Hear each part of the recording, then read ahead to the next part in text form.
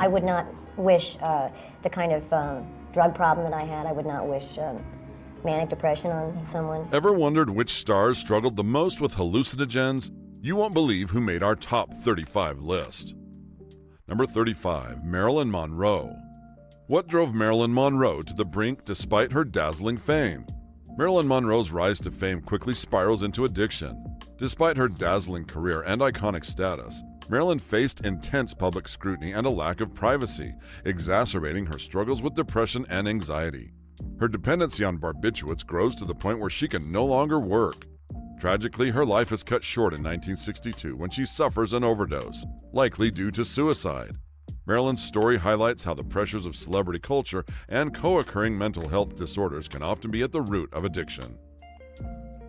Marilyn Monroe died alone, her white phone still clutched in her hand. Just as the press had hounded Marilyn in life, so they descended upon her in death, photographing her blanketed body as it was moved out of the house, into the ambulance, and away to the morgue. Number 34, Judy Garland. How did Judy Garland's journey from child star to Hollywood legend end in tragedy? Imagine starting your career at just 30 months old. That's exactly what Judy Garland did, kicking off her journey at the New Grand Theater in Grand Rapids, Minnesota. She went on to star in 35 films and dazzled audiences with countless live performances, even setting records in New York's vaudeville scene. But behind the scenes, Judy's life wasn't all glitz and glamour. By the time she reached Hollywood, the pressures of fame began taking their toll. To stay thin and keep up with the demands of the industry, young starlets like Judy were fed pep-up pills during the day and knocked out with sleeping pills at night. It was a cycle that quickly spiraled into addiction. In her own words to McCall's magazine, Judy revealed, "They'd give us pep pills. They'd take us to the studio hospital and knock us cold with sleeping pills. After 4 hours, they'd wake us up and give us the pep pills again. That's the way we worked, and that's the way we got thin. That's the way we got mixed up, and that's the way we lost contact." Sadly, Judy Garland's battle with addiction persisted throughout her life. She tragically passed away at the age of 47 from an overdose of barbiturates in 1969. Looking at numerous news reports and testimonies from people who knew Judy, it's clear that she, over a long period of time, used multiple prescription medications. Number 33, John Belushi. Discover the shocking story behind John Belushi's final moments. Let's talk about John Belushi, the legendary funny man from the original Saturday Night Live cast. You might know him from his iconic roles in Animal House and as one half of the Blues Brothers. Sadly, John's life was cut short in 1982 at the age of just 33. Despite his incredible talent and success, he struggled with addiction. His death came after injecting a deadly mix known as a speedball, cocaine and heroin combined. Despite numerous attempts at recovery, the comedian was found in a bungalow at the infamous Chateau Marmont in Los Angeles, a place where many Hollywood stars retreated. I immediately said, "Belushi, did you take my Coke?" No. What are you talking about? What Coke? What? Number 32, Robert Mitchum. Uncover the dark side of Robert Mitchum's Hollywood persona. The late, underrated actor was arrested for marijuana possession in 1948. One of the earliest celebrities busted for loving the green. Young heartthrob Robert Mitchum, who earned a Best Supporting Actor Oscar for his portrayal of a U.S. captain in The Story of G.I. Joe in 1945, was by reports profligate in his marijuana use until he was made an example of it in 1948, as part of a campaign to clean up Hollywood. Merry Christmas. Number 31, Bela Lugosi. How did Bela Lugosi's iconic role in horror lead to personal demons? To many, he perhaps is known by an even more iconic name, Count Dracula. Defining everything popular culture knows today about the iconic vampire, Lugosi's brooding presence, good looks, and thick accent stole the show in 1931's Dracula. Bela Lugosi was perhaps the first Hollywood star to openly admit to his drug addiction.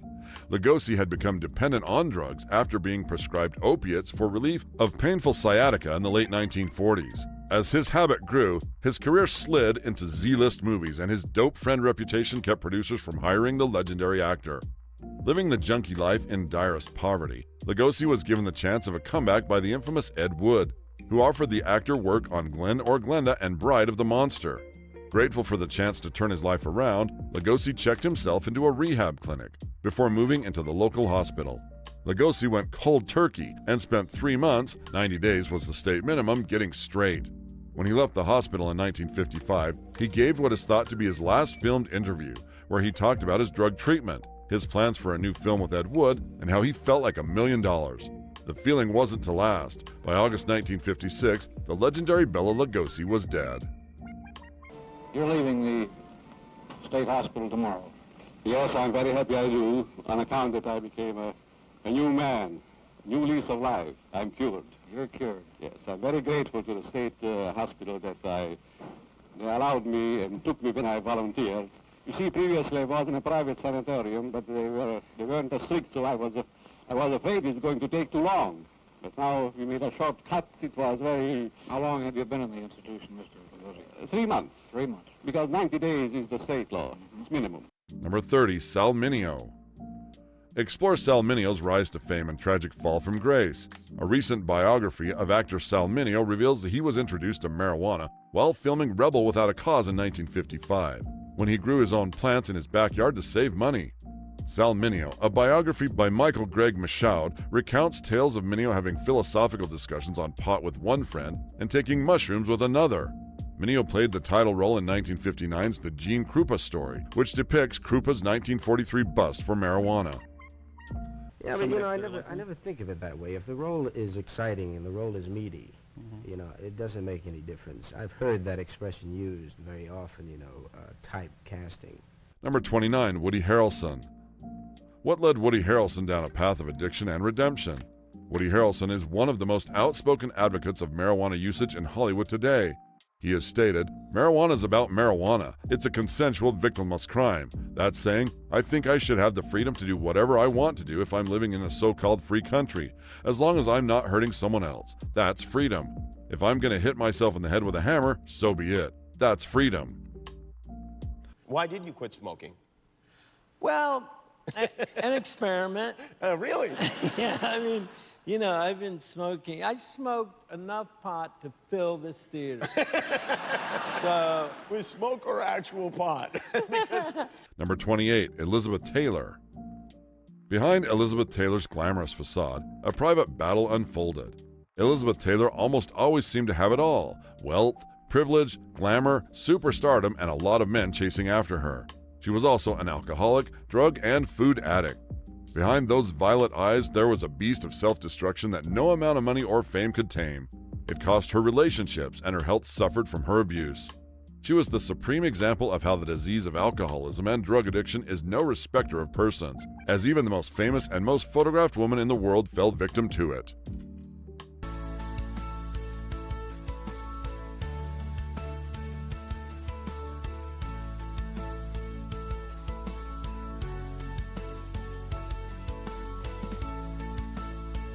Number 27, Carrie Fisher. Carrie Fisher's most iconic role was as Princess Leia in the Star Wars franchise. For many years, Fisher also battled drug addiction. Fisher later revealed she started using drugs, including heroin, as a type of self-medication to control the manic side of her depression. "Drugs made me feel more normal," she told Psychology Today. "They contained me." In a 2016 question and answer interview with Rolling Stone, Fisher detailed her drug use, including experimentation with heroin. Rolling Stone asked, "Are there any drugs you'd wish you'd never touched?" The actress answered, "The stronger of the opiate class. I would say heroin. I snorted that. I never did it the full-on way, which is basically what you do when you're trying to kill yourself." In December 2016, the actress died at age 60 of a cardiac arrest. Her mother, actress Debbie Reynolds, died the following day. I would not wish the kind of drug problem that I had. I would not wish manic depression on someone. No. Number 26, Billy Gray. Why did Billy Gray's career spiral into addiction? Billy Gray, who played the All-American son Bud from 1954 to 1960 on the TV series Father Knows Best, was arrested in 1962 for possession of marijuana. The small bust for seed and resin nearly ruined his career. "I got busted for grass and they said I was a heroin addict," Gray told San Francisco Weekly in 1997. "When I was younger, that I might have agreed with you. I even would have helped you throw the switch. I had lost all faith in humanity. I had reached the end. But it was at that moment that I found the will to live. Number 25, Marlon Brando. Marlon Brando was the greatest actor of all time, or one of them at least. You'd certainly be hard-pressed to find anyone who doesn't count him among the pantheon of Hollywood greats. The foundation of all that intensity and that talent and that masculine bravado, however, was a life marked by misery. Brando's existence was one of those of abuse, given both and received tragedy and a seemingly perennial decline, almost a paradox for an actor who drowned in adoration and accolades for nearly his entire life. From his troubled childhood to his rise to fame and subsequent downfall, to the collapse of his family and his eventual unremarkable end, little about his life inspires jealousy. The legendary actor grappled with alcohol and drug addiction, especially during the 1960s. Marlon, what were the shows that you've done in New York? Name one or two for me. I was in Canada with Catherine Cornell. Yes. And I was in Eagle Rampant with Tallulah Bankhead. Number 24, Errol Flynn. What secrets about Errol Flynn's Hollywood lifestyle were hidden from the public? The dashing actor, known for swashbuckling roles, struggled with alcohol and drug addiction throughout his career. On screen, he was Captain Blood, Robin Hood, the Seahawk, and Don Juan. His name changed through 45 Hollywood films, but Errol Flynn always portrayed the amorous adventurer. Off-screen, Flynn assumed roles that were no less flamboyant. He was a swashbuckler in the wilds of New Guinea, a slave trader, a sailor across the seven seas, a war correspondent. He smoked his first opium in Macau, took his first sweet puff of marijuana in Mexico, and was known for applying cocaine to the tip of his penis so he could perform longer with Hollywood starlets. The insatiable hedonism earned Flynn 2 charges of statutory rape, a morphine habit, and an international reputation as both a hero and a debauchee.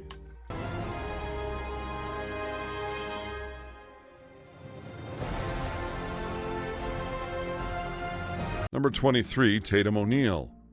How did Tatum ONeal's early success pave the way for personal struggles?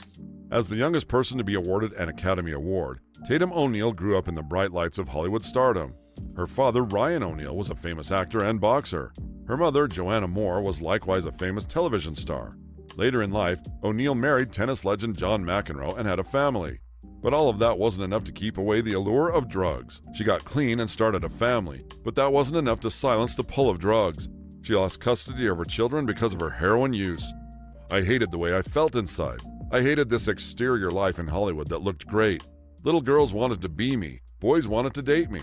But I was being treated like the most terrible daughter that had ever lived, ONeal told the New York Times. All I wanted was my mom, and she wasn't there. So when I finally met John and that didn't work out, I had such a hole in my gut. I didn't know what to fill it with. It was so empty. I kept filling it with heroin, then stopping, then going back. But I got clean, and I did 2 years of urine testing, and I did get my kids back. ONeal was arrested again in 2008 for buying drugs in Manhattan. You love your dad. You love your parents. You love Yes. your parents, good, bad, or you know. And evil. you were a heroin addict. I was. Okay, I mean, you are a heroin addict. I mean, Well, I'm a recovering heroin addict. I'm not a current heroin addict. But people have this. I almost never use the was terminology when I talk about addiction. Okay. And I get offended or disturbed when people go, oh, so and so was a heroin addict. No, they've got to deal with that every day of their life. Yeah. It's something they must work on every day. Yeah. You work on your recovery every day. I try to. I think the best thing you can do is like have your sponsor in your life as much as possible. She's in the green room. I want you to meet her. I would love to. Number 22, Peter Lawford. Peter's friend, Arthur Natoli, recalled, Lawford and Elizabeth Taylor used to turn on together. They were high on pot a lot. On the surface, Peter Lawford lived a charmed life. He enjoyed a successful career as an entertainer and leading man, married into one of the most high-profile families in American history, and was a member of the famed Rat Pack. Yet despite his success, Lawford ultimately died a tragic figure. In 1953, the actor struck up a romance with Patricia Kennedy, sister of then-Senator John F. Kennedy, and the two were married a year later. The Lawford-Kennedy marriage produced 4 children, but ended in 1966 amid numerous reports of Lawford's alcoholism and extramarital affairs. He would also marry 3 more times. He sunk heavily into drug and alcohol abuse during his later years. Attempts at treatment were unsuccessful. Although Lawford displayed charm and elegance throughout his career, hard living ultimately cost him his life. He died in 1984, heavily in debt, from cardiac arrest complicated by kidney and liver failure. Exodus, vous y jouez, je crois, le rôle d'un colonel anglais. C'est ça, oui. Caldwell, major, un major. Un major, ça ne vous change pas, vous êtes anglais d'origine. Number 21, Hal Ashby. A lifelong smoker, Ashby was busted for pot in Canada while scouting locations for Nicholson's vehicle, The Last Detail, in 1973. Hal Ashby fought the Hollywood system, and throughout the 1970s he won. At the top of his career were films like The Last Detail, Harold and Maude, Bound for Glory, Shampoo, Coming Home, and the decade-ending Being There. Ashby was one of the most prolific and best directors of the 70s. Then came the 80s and a downward spiral that lasted until his death in December 1988. What happened? Well, on the surface, Ashby, Hollywood's hippie director, known to smoke a lot of weed and use cocaine on occasion, could easily be classified as another drug burnout. But I felt like I knew how to do it. Like I went in and George was attached. Jersey Films controlled it. I met with Scott Frank, the screenwriter. Number 20, Bing Crosby. Bing Crosby surprised interviewers in the 70s by saying that he thought pot should be legal. Like his buddy Louis Armstrong, a lifelong marijuana enthusiast, Crosby smoked jive before it was made illegal. His son Gary argues that Crosby's laid-back style was influenced by his early marijuana use. When Gary began to drink, Bing told him, "Oh, that booze, it killed your mother. Why don't you just smoke pot?" Well, as the granddaughter of legendary crooner Bing Crosby, Denise Crosby was born into a world of showbiz. But Denise never met her famous granddad, and her family was torn apart due to drugs, alcohol, and infighting. Number 19, Bob Hope. According to Bob Hope, the road well traveled by Lawrence J. Quirk, Hope admitted to trying pot during his vaudeville days, then later said he hadn't sampled it until around 1975. To more conservative publications, he'd say he knew pot wasn't good for people, but to more liberal ones like Rolling Stone, he'd say it's just like liquor. It all depends on dosage and frequency, you know. Lucy's looking down from above and seeing the way you're treating me lately. Are you gonna start stuffing that Aunt Lucy down my throat again? Yeah, well, never mind. She saw you tossing that coin and licking your chops. You're certainly sloughing off your promise to her. Aunt Lucy. I can see her now lying in her dying bed looking at you with those big trusting eyes. Before I go, Jeff, promise me one thing, she said. Promise me you'll always be a friend of little Orville, she said. No matter what happens, you'll never leave the little jerk, she said. Promise me, Jeff. Promise me. Number 18, Jamie Lee Curtis. How did Jamie Lee Curtis confront and overcome addiction? In 2018, the Halloween star got very candid about her 10-year addiction to opiates, which began in the late 80s after a minor plastic surgery for my hereditary puffy eyes. The result was a prescription that changed her life. I had a 10-year run, stealing, conniving, she told people. No one knew, no one. You've been on the cover of many, many magazines, as many. you know, yes. But your most recent one is really more meaningful because it's the cover of Variety's recovery issue. Yes. And, and inside you talk about your addiction to Vicodin, which is apparently ubiquitous in the country with the opioid problem for many years. Yes, it was and a how long did time. you keep that hidden all those years? Well, I think a lot of people have a lot of secrets. And in recovery, we say you're only as sick as your secrets. Number 17, Jeff Conway. What led Jeff Conway from fame to personal turmoil? Actor Jeff Conway achieved legendary status when he played Kenickie in the 1978 movie musical Grease alongside John Travolta. Together they sang the immortal chestnut Grease Lightning, a song about Kenickie's prized car. However, while filming this sequence for the movie, Conway suffered a back injury that got him started on prescription medications. Celebrity treatment specialist Dr. Drew Pinsky treated the actor on several occasions. Jeff was a severe opiate addict with chronic pain. One of the most serious and dangerous combinations of problems you could possibly interact with, Pinsky said. I told him for years that it was going to kill him. Sadly, Pinsky was right, and on May 27, 2011, Conway died in Los Angeles at the age of 60. Okay, first off, tonight I have some really sad news for not just me, but all of us. Jeff Conway is in a coma. Many of you know him from Taxi. A lot of you remember him as Kenickie from Grease. I was working with him on Celebrity Rehab. In fact, my daughter came to me when she watched that first program and said she got mad at me because I made Kenickie cry. He had drug and alcohol addiction. He's been in and out of sobriety, and I'm deeply saddened to learn that Jeff is hospitalized in a coma. It's not looking good, and my thoughts and prayers remain with him and his family. Number 16, Susan Sarandon. The award-winning actress told the Daily Beast that she's attended Burning Man, where attendees often do psychedelics. Even before that experience in 2016, Sarandon was not new to the idea of mushrooms, she told the outlet. She said she prefers plant-based substances like psilocybin, ayahuasca, and cannabis compared to chemical stuff, although she did try some nice and pure LSD from her friend and psychedelic advocate Timothy Leary back in the day. While experimenting with mushrooms and ayahuasca, Sarandon said she likes to be outside. "I'm not a city tripper," she said.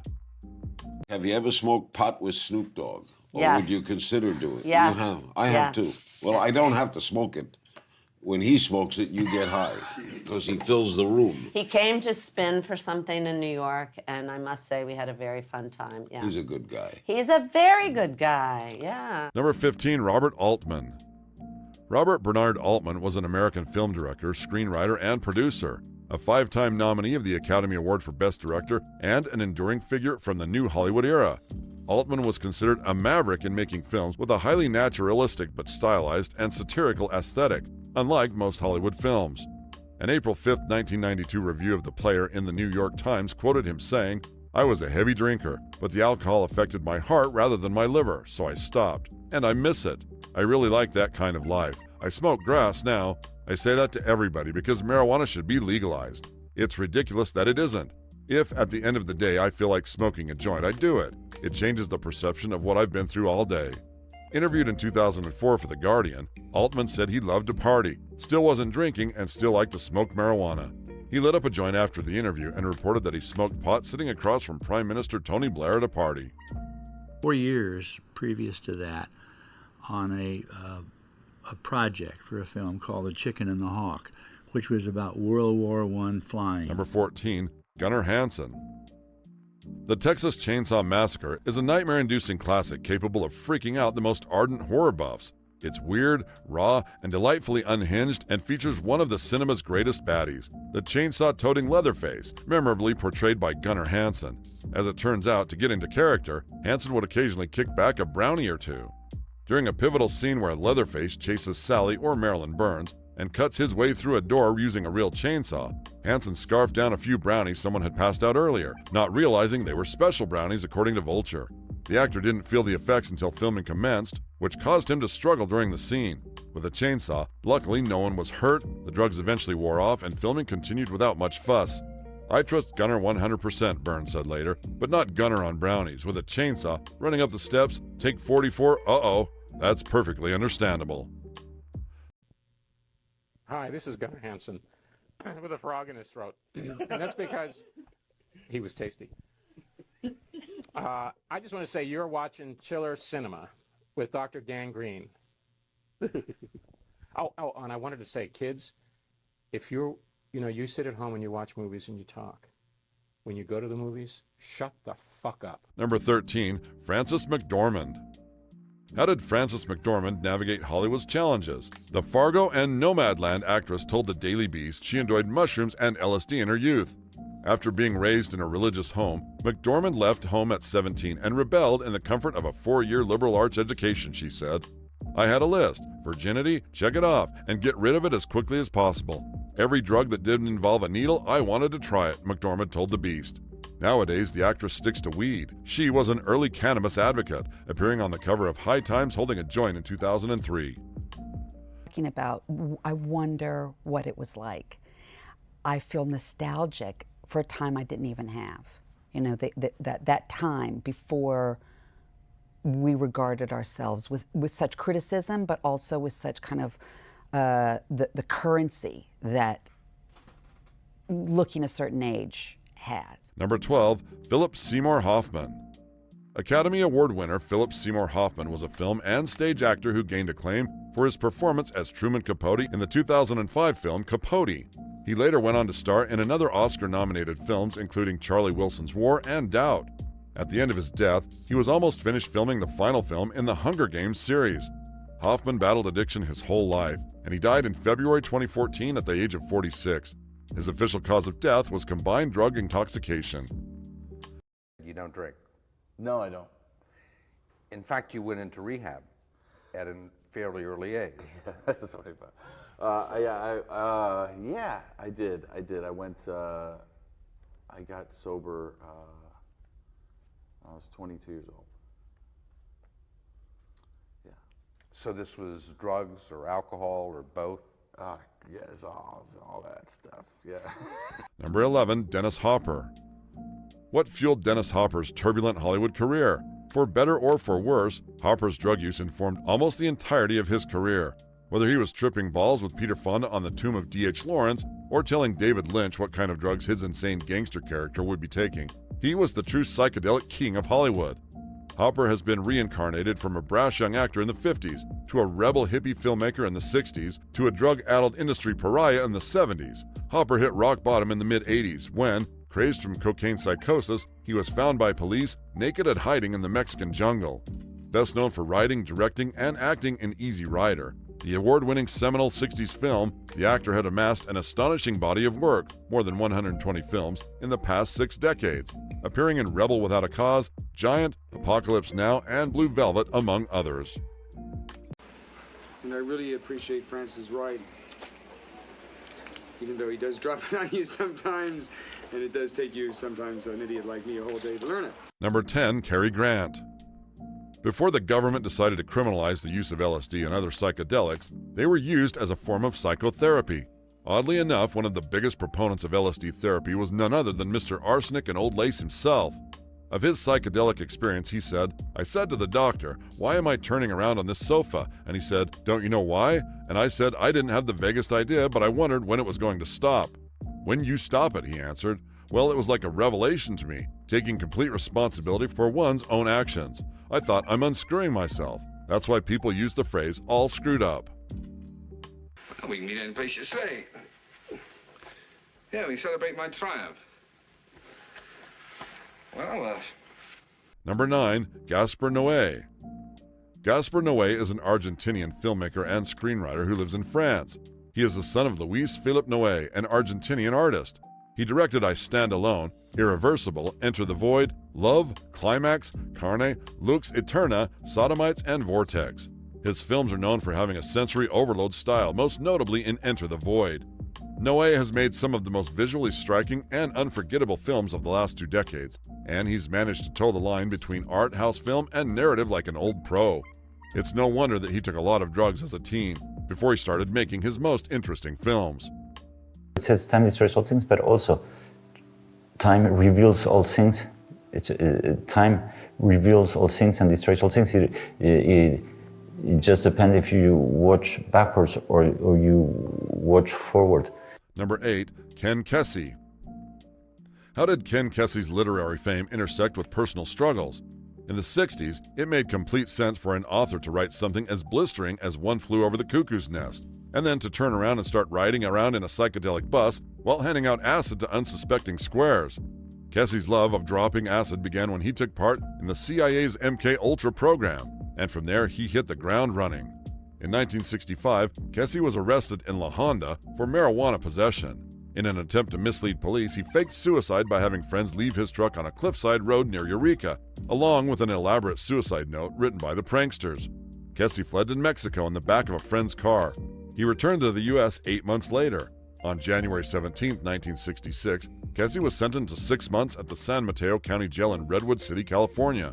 2 nights later, he was arrested again, this time with Carolyn Adams, while smoking marijuana on the rooftop of Stuart Brand's Telegraph Hill home in San Francisco. On his release, he moved back to the family farm in Pleasant Hill, Oregon, in the Willamette Valley, where he spent the rest of his life. He wrote many articles, books, mostly collections of his articles, and short stories during that time. Casey's experiences at the hospital inspire him to write a novel, One Flew Over the Cuckoo's Nest. He claims the drugs enhanced his creativity. I would have not been able to write that well without LSD. There's something about seeing a reality with a new light shined on it that goes right from your eyes to your fingertips. Number 7, Andre Prevan. Discover Andre Prevan's journey through music and addiction. For those of you who don't recognize Prevan, all you need to do is take a listen to the score of films like My Fair Lady and West Side Story to realize who he is. In the 50s, the composer was one of the members of the Hollywood psychedelic therapy that opened the consciousness of hundreds of people. Andre George Prevan was a German-American pianist, composer, arranger, and conductor. His career was three-pronged. Started by arranging and composing Hollywood film scores for Metro-Goldwyn-Mayer, Prevan was involved in the music for over 50 films over his entire career. He won 4 Academy Awards for his film work and 10 Grammy Awards for his recordings, and 1 more for his lifetime achievement. I'll go get my bachelor. Please do that. Yes, it's in Chicago. He's in. I like it. Number 6, George Carlin.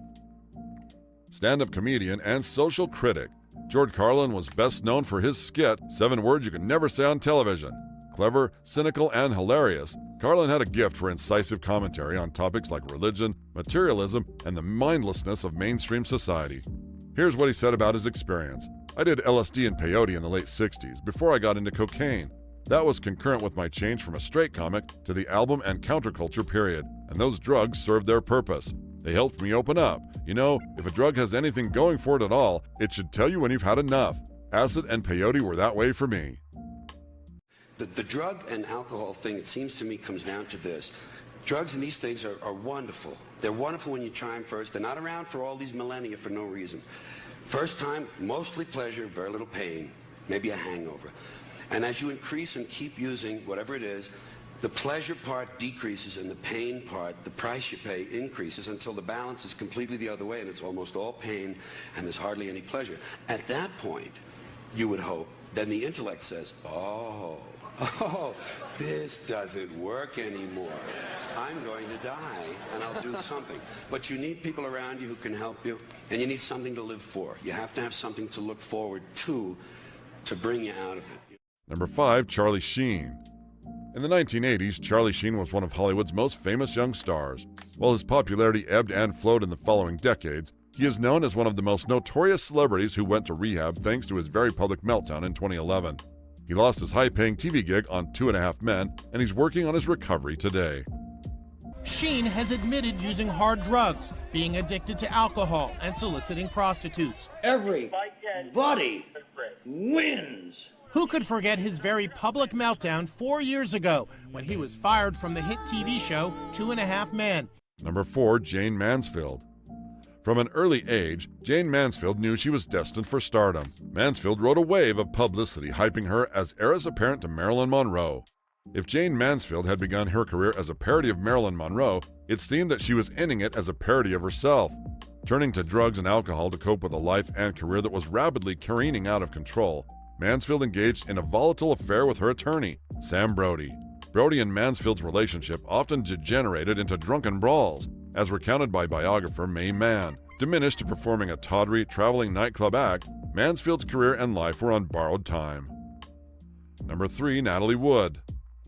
What led Natalie Wood to the tragic end of her Hollywood story? Let's delve into the life of Natalie Wood, the iconic actress whose career spanned decades and left an indelible mark on Hollywood. In a revealing interview from 1978, Natalie Wood, then a mother of 2 young girls, shared candid insights into her personal life. She admitted to occasional marijuana use with her husband, Robert Wagner, saying, "We smoked marijuana occasionally." She clarified, "I wouldn't say we were like users of it, you know, but definitely everything is more enlightened." When asked about rumors of harder drug use, Natalie addressed them directly. She denied ever trying cocaine, but acknowledged using the powerful barbiturate Seconal regularly. Natalie Wood's life wasn't without its struggles. Just 3 years before her tragic drowning in 1981, she was candid about her challenges with excessive drinking, pill popping, and marijuana use. You know what the Lampoon Award was? Yes. But not only for last year, but this year and next year, the worst That's actress right. of the Yes, year. yes. Were you a little hesitant about coming up to accept it? Well, no, I felt Number that... 2, Montgomery Clift. Now we're diving into a tragic but remarkable life of Montgomery Clift, one of Hollywood's most talented actors of the mid-20th century. Montgomery Clift is remembered for his powerful performances in iconic films like Red River, A Place in the Sun, From Here to Eternity, Judgment at Nuremberg, and The Misfits. His ability to portray complex characters with depth and emotion set him apart in an era known for its cinematic legends. But behind the scenes, Montgomery's life was far from glorious. In 1956, a near-fatal car accident changed everything. It not only left him with severe physical injuries, but also deep emotional scars. To cope with chronic pain, he turned to alcohol and prescription drugs, which unfortunately spiraled into addiction over the years. As the 1960s progressed, Montgomery's career suffered due to his addiction and declining health. Studios found him difficult to insure, making it nearly impossible for him to secure roles despite his immense talent. His final on-screen appearance in The Defector in 1966 starkly contrasted with his earlier vibrant performances. He looked unfit and frail, a shadow of his former self.